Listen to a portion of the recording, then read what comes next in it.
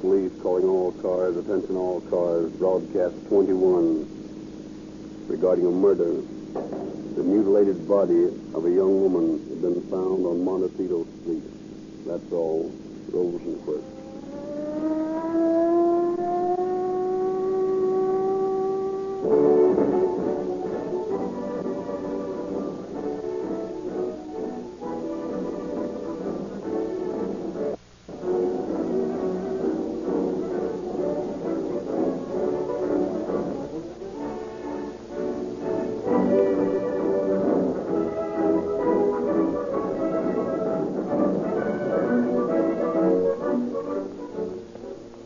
Ladies and gentlemen, we are going to let you overhear a conversation between an inquisitive young man and an officer of one of the 262 Los Angeles radio cars. Gee, I'd like to have a job like yours. Well, Sonny, it does get kind of exciting sometimes. How long does it take you to get to a holdup or something after Rosenquist tells you about it over the radio? Well, they tell us at headquarters that it takes an average time of about 2 minutes and 25 seconds. Boy, oh boy, that's traveling. Pretty fast, all right. Lots faster than sure since they let us put this Rio Grande cracked gasoline in our tanks. This conversation might have occurred in many other cities and counties in Southern California and Arizona. You, too, can get this police car performance for your car at no extra cost by switching to Rio Grande Cracked with tetraethyl. Just try a tankful tomorrow.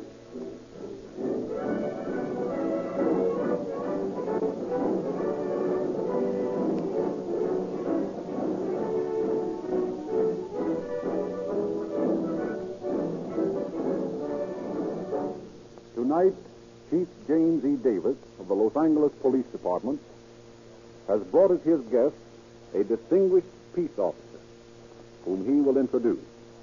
Chief Davis. Good evening, friends. In a recent statement broadcast throughout the state by Clarence Morrow, Chief of the State Bureau of Criminal Identification, the fact was made known for the first time in the history of the state that major crime is being reduced throughout California mainly as a result of better police methods and greater cooperation between peace officers. Tonight we bring you a story which tells more plainly than words how far-reaching the hand of the law really is, and which indicates the extent to which peace officers throughout the world cooperate with one another in order that justice may be made to prevail. In this city and county, the police department and the sheriff's office are the two law enforcement agencies constantly at work to protect your property and lives. The need for cooperation between these organizations is self-evident, and it affords me great pleasure to bring to you tonight the head of the sheriff's office, Sheriff Gene Bisculoos, who played such an important part in the investigation of the crime and escape of Clara Phillips. I am happy to introduce to our radio audience, Gene. Thanks, Jim. Good evening, friends. It is a pleasure for me this evening to be the guest of my friend, Chief Jim Davis of the Los Angeles Police Department. In past programs over this radio station, Chief Davis has assured you that there is always a perfect cooperation between the various law enforcement agencies in our county, as he did this evening. And I want to confirm these statements because in my 27 years' experience, I have never known a more harmonious relationship to exist between the different departments in police work. While the sheriff of a county has local jurisdiction in law enforcement matters, his responsibilities are not wholly limited to the boundaries of the county. It sometimes happens that he must assume responsibility in cases which take him into other parts of the state or country, and sometimes even into distant foreign lands. In the story which will be given you tonight, one of these cases is presented. It was necessary to follow the flight of a fugitive from Los Angeles to the Central American country of Honduras. In fact, this case was publicized in nearly every part of the world before the criminal was finally located. The United States has extradition treaties with other countries, and it often rests upon the sheriff of the county where the crime was committed to secure proper papers from Washington and serve them upon the government where the fugitive has taken refuge. This is not always a simple task, but I'm going to let you judge that for yourselves as you listen to the following program. Thank you, Sheriff Discaluse.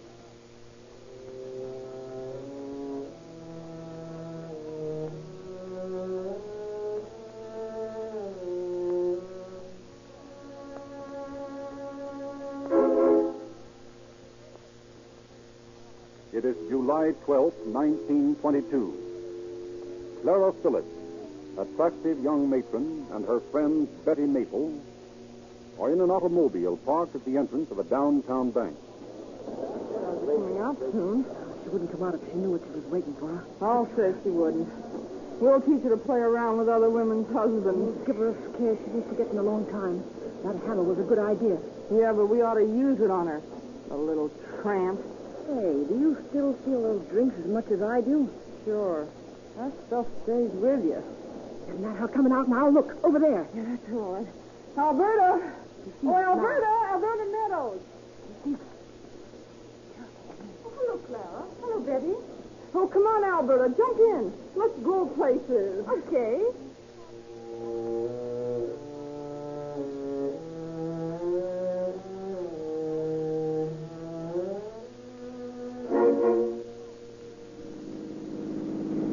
What are you stopping here for? You'll find out, you dirty little homewrecker. Clara, what do you mean? Just that Betty. What do I mean? Yeah, what do you mean? I don't understand. Well, I'll tell you.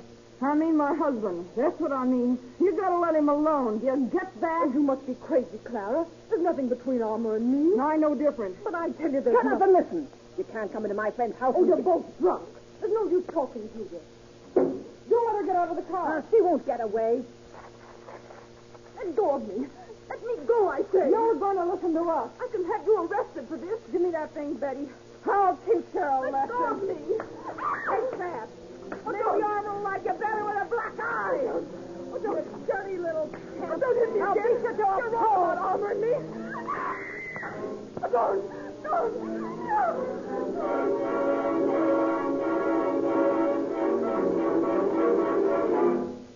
Late that same afternoon, Mrs. Fred A. White is driving past the lonely spot on Montecito Street in the Lincoln Heights district when she is horrified to see the battered body of a young woman lying at the side of the road. She reports her gruesome discovery to the police, and Officers Hill and Corcoran hurry to the scene, followed closely by Lieutenant Hagenbaugh and Sergeant Ross. A degenerate fiend is suspected, and a county-wide search is instituted to capture him. But meanwhile, in the office of Attorney John D. Haas, in the California building... Mr. Phillips to see you. Mr. Haas. Show him in, please. Hello, Armour. How's things? I'm in an awful jam, John. I need your advice. Why, what's the matter? John, you know that girl they found murdered? Yes. That's Alberta Meadows. Clara killed her. What? It's impossible, Armour. Clara couldn't. She did. She told me. It's insane, I know, but she was terribly jealous. What am I going to do, John? What can I do? There's only one thing to do. You mean to? Of course. I mean surrender. No, but I can't. You've got to, Armour. No, John. Now listen. Gene Biscuit-Lewis, the undersheriff, is a good friend of mine.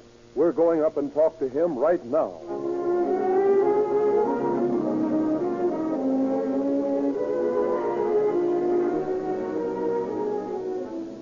Clara Phillips, meanwhile, has boarded a train bound for Mexico. But the sheriff's office sends out a description of her, and she is taken from the train to Tucson. Sheriff Traeger swears in his wife as a special deputy in accordance with the law requiring a woman police officer to transport a woman prisoner. Together they journey to Tucson and bring Clara back to Los Angeles for trial. Clara and Betty each accuse the other of the actual killing. But in court, Betty turns state's evidence. And upon her testimony, Clara Phillips is found guilty of second-degree murder and sentenced to San Quentin. Her case is appealed, and she is held in the old county jail awaiting the decision of the higher court. But the case of Clara Phillips has only begun. for Clara does the seemingly impossible and escapes.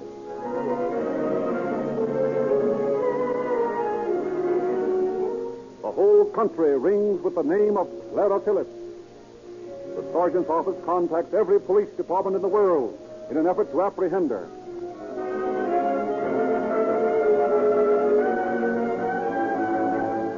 Investigators learn that a man named Johnson has effected her escape and fled with her.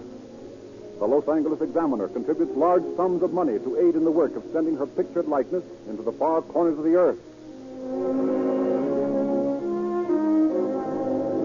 But Clara Phillips seems to have dropped out of existence. Nevertheless, the sheriff's office continued its blind, apparently fruitless search for her. Then a clue comes. Pardon me, Sheriff. Here's something on the Phillips case. What is it? Another nut letter? It's from a feller in well. Here, let me have it. Tegucigalpa. That's the capital of Honduras, isn't it, Gene? That's right. You read it. Abiscalus should know more Spanish than Entrega. Well, I'll try it. Let's see. Hey, this looks like something. What is it, Gene? Wait till I get the rest of it. This chap's a government clerk down there, and he's reporting 2 American girls and a man. The other girl would be Clara's sister. It isn't just coincidence that she disappeared right after Clara did. Right.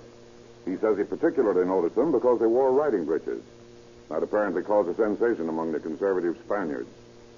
He's compared the girl with the picture on our poster, and he's convinced that she's Clara Phillips. So the road leads to Honduras. We'll wire the Honduran police to hold the suspects in custody and send us their fingerprints for verification.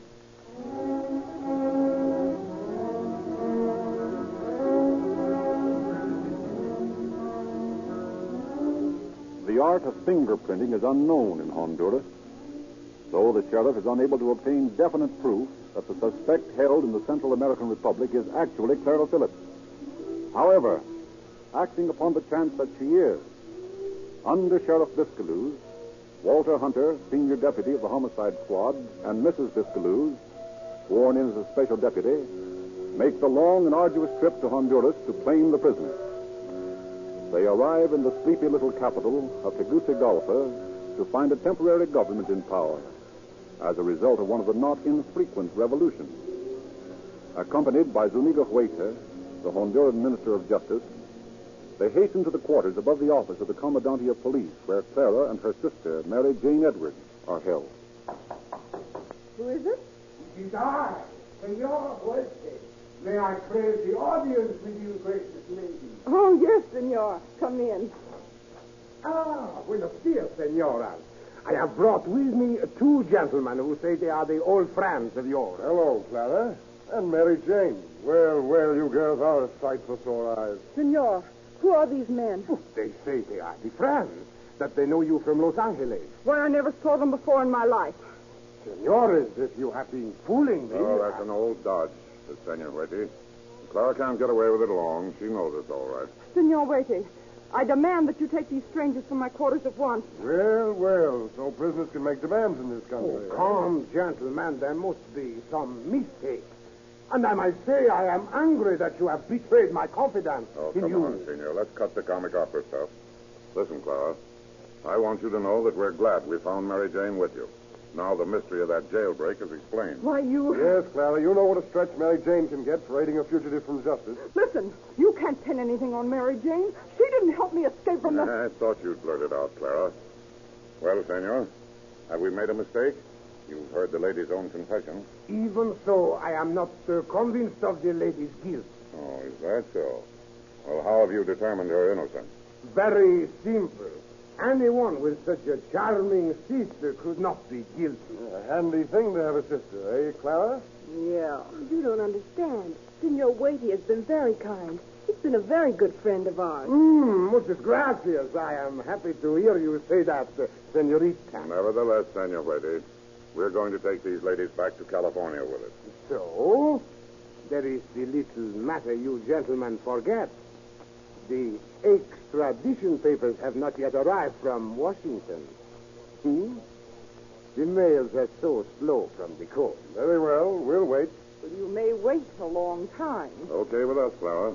But when we go back, you're going with us, and so is Mary Jane. My sister didn't do anything. I know that, Clara. And I know something else. It was a guy by the name of Johnson. Where is he? Oh, he got arrested as a revolutionist. Can't keep out of trouble, eh? How long had you known him before he sprung you, Clara? I never saw him before he put that ladder up to my cell window and sawed the bars. What was the big idea, then? He just thought I was innocent and wanted to help me. Well, that doesn't sound very likely. Well, it's true. Yeah, we can look into that when we go back. Oh, not when we go back, Sheriff. If we go back.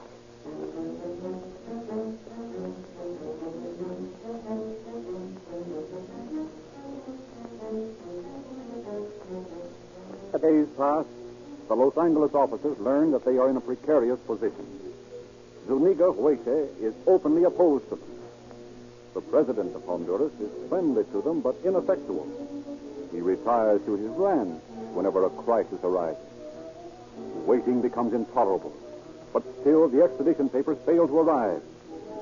The American minister, Franklin Morales, visits the barracks with the Los Angeles sheriff's office.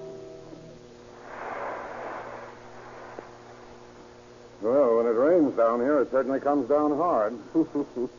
When you've been down here as long as I have, you'll think this is a shower.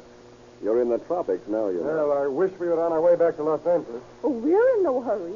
I'll be Mary Jane for Los Angeles, but I'd like to go away from here. This place frightens me. Is it the place or Waity who frightens you? Well, I should like him for all he's done for her, but when he looks at me, I feel sick. Oh, don't be silly, honey. Come in. Ah, good evening. It's a wet evening. Nevertheless, it is a very good evening for the two so charming ladies. Well, what do you mean, senor? All day long I have been debating, and I have arrived at the decision. I shall hold you here no longer. You are at liberty to leave. Oh, really, senor Waity? Thank you, senor. Oh, it is nothing. But you can't do this, waiter. But I am doing it, senor. But the law. I am the law, senor. These ladies are free to leave the barrack. Well, you won't go very far tonight. Why not? Look out the window. The rain's coming down in sheets, and the street's a river of mud. Well, we've been here long enough that one more night won't kill us. But we'll leave in the morning. Perhaps that is better. In the morning, when the rain has stopped, I shall personally escort you to the hotel. And now, buenos noches. And do not look so angry with me, my friend. One must be gallant to a lady, no? Well, what are we going to do now? I don't know, Gene. There's only one thing to do, boys. What's that, Morales? Get her out of here tonight. Extradition papers or no extradition Oh, papers. no, you don't. Oh, yes, we do. Now, listen here, Clara. We haven't got extradition papers, so we can't take you without your permission. But you're going to give us that permission right now. Hey, you think I'm crazy? No, you're going to be sensible. Look at it this way, Clara. We've got nothing against you personally. We've passed no judgment. We aren't concerned with whether you're innocent or guilty.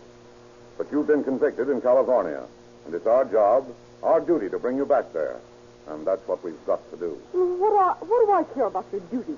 I'm not going. Oh, yes, you are. And here's why. You have no money, have you? Not much. All right, get this.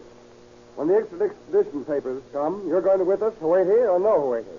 Mr. Morales will back me up in saying that once we get those papers, Washington will raise holy Cain with Waity until he has to give you up. That's right, Clara.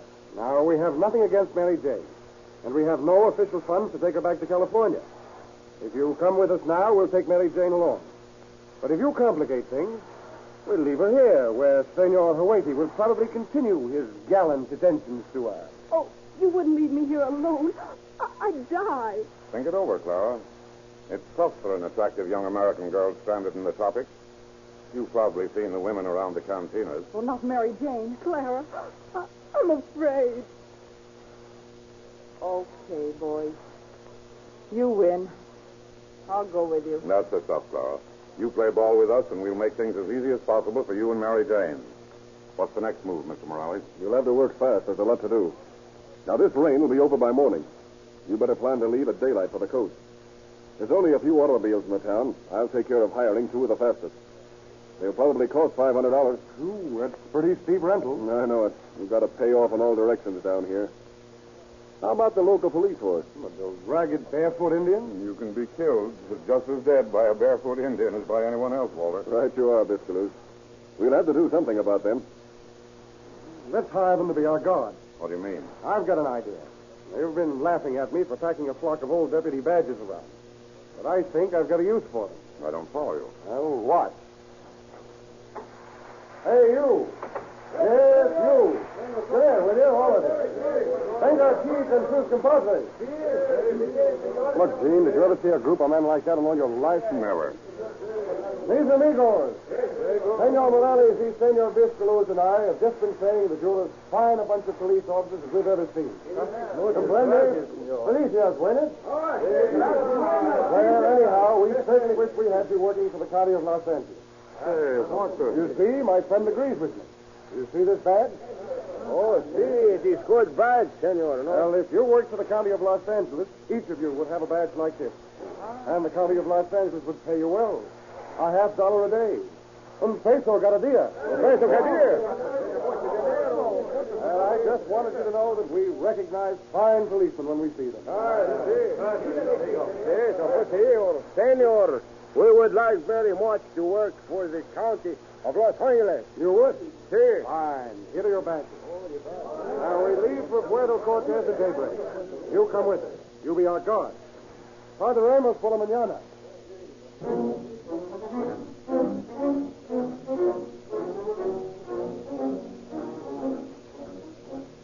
Stealing out of Tegucigalpa at daybreak, the oddly assorted party slowly makes its way along the tortuous, mud-rutted highway toward the coast. Over rocky mountain passes and through reeking jungles, they push the laboring automobiles. At one point of the exhausting journey, they are ambushed by hostile natives. But finally, the squat building Puerto Cortez appear at the water's edge beneath.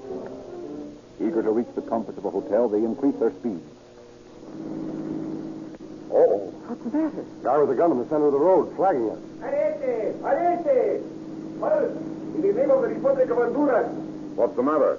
These ladies, they are Senora Philip, Senorita Edwards. Yes, they are. They are to be placed under arrest. Who says so? The Minister of Justice. I have a telegram from Zuniga Huete. His instructions are very clear. The ladies are to be held in a Moa prison so that you gentlemen may be relieved of guarding them and you may view our beautiful harbor. Gee, this looks bad. Yeah. I'm not too far from time. Oh, Senor Capitan. Eh? As you can see, the ladies are very tired. Won't you permit them to retire to the hotel for a while? Well, I do not know, senor. It is very irregular. Very well. But I shall accompany them, for they are under arrest in the name of the Republic of Honduras.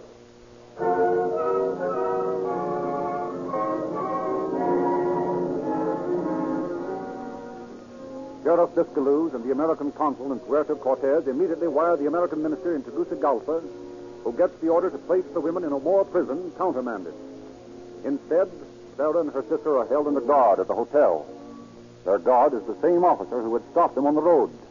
During the day, he consumes quantities of Tecalpa. And that night in the hotel cantina, he acts the gallant with Clara.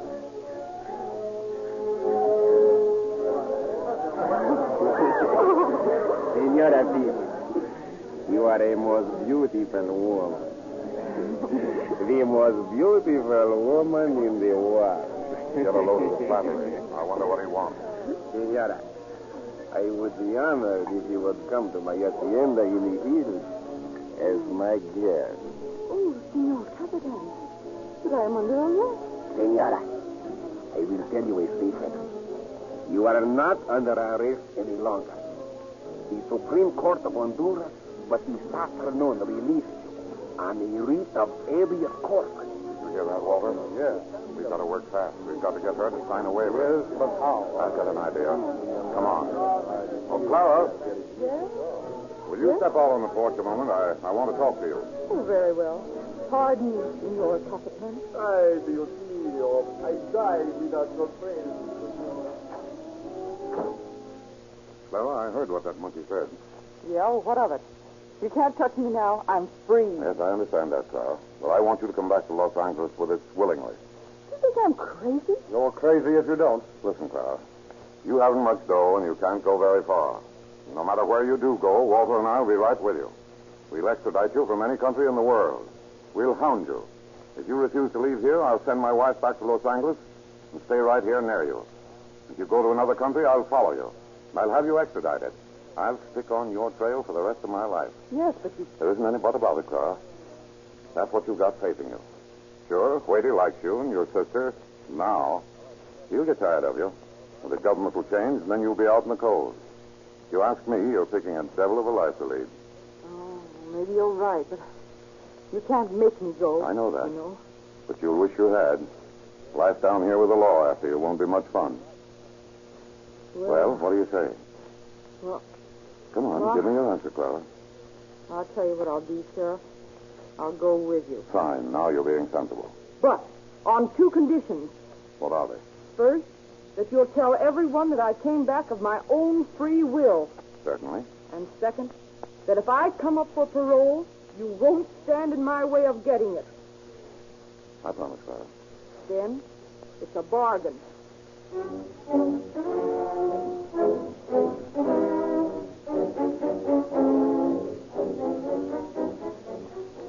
The following morning, arrangements are made to return on a fruit boat sailing that day. The loading is hurried so that no more technical slips of the amazing government of Honduras may detain the departure. Finally, there remains but the detail of paying off the private army Sheriff Hunter has hired. He lines up the motley crowd on the wharf. Lay on the key, mis soldados.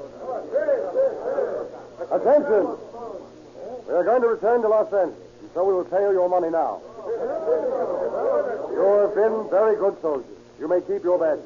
But, senor, we wish to go back to the Los Angeles with you. I'm sorry, my friends. There's no more room on the boat. Oh, but we will sleep on the deck, senor. We will guard you in the Los Angeles. No, I'm afraid we cannot take you, amigos. But, senor, we like to work in the county of Los Angeles. Yes.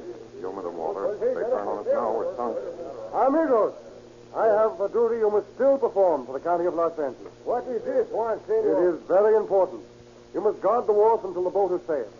And if you'll do that, well, maybe someday we can send for you. Oh, see, all right. We guard the work, senor. And we wait for you. Well, that's that. Come on, Clara. Come on, Mary Jane. We're off for Los Angeles at last.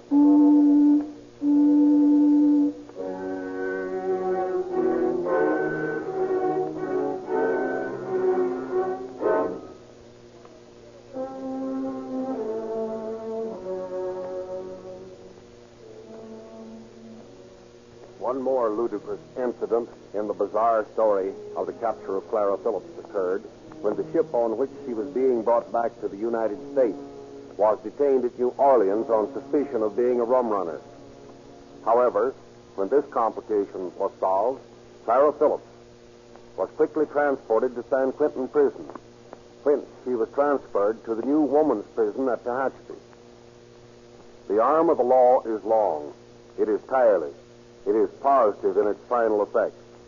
The ingenuity of the hunted criminal, who has all society against him, calls for the highest type of resourcefulness and intelligence in the peace officers who guard the interests of you citizens, and the Los Angeles Police Department, as including some of the finest detectives in the world. Thank you, Chief Davis.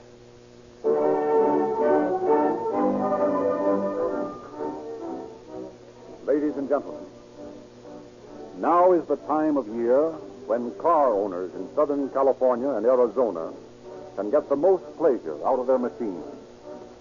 There are mountains, deserts, beaches, lakes. In fact, almost any beauty of nature is within short driving distance. But to make these trips easier on you and your car, why not switch to Rio Grande cracked gasoline with tetraethyl? The gasoline that has proved its superiority by the fact that it powers more police cars, ambulances, fire engines, motorcycles, and other emergency equipment in Southern California and Arizona than all other brands combined. For best results with crack, may we suggest that you try Sinclair Opaline Motor Oil. This great oil comes to you in tamper-proof, extra-measure cans. It is extra refined to give you longer life, yet costs only 25 cents per quart, the price of ordinary bulk oil.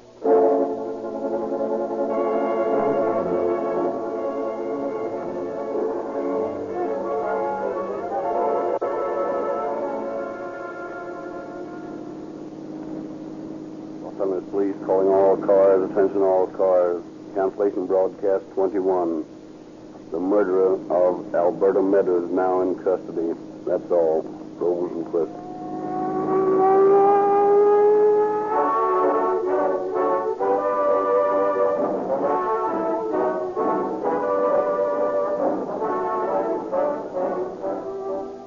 This is Frederick Lindsley saying good night